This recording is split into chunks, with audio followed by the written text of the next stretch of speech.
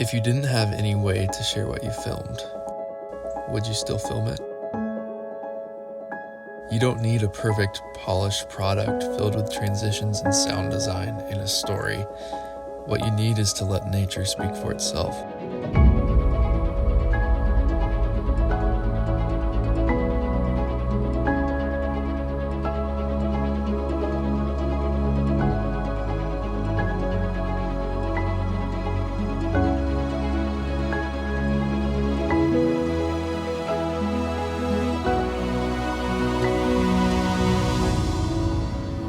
There's this pressure that nobody talks about to be the best, or to make the best things, or to be known for what you make. I think we need to remove that pressure from ourselves, because nature has already made the story, and it's okay to share what already is.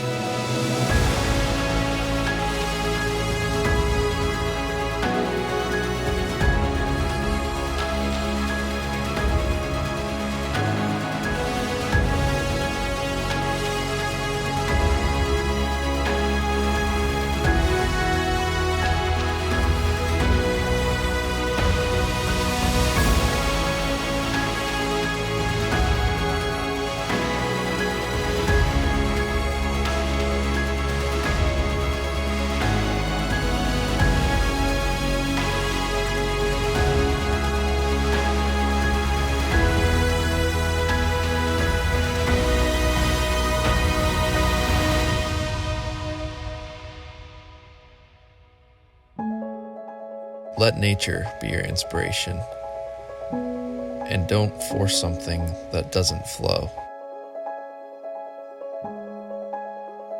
Use what you have, go where you can, and be grateful we have the chance to share what is real. So keep it real.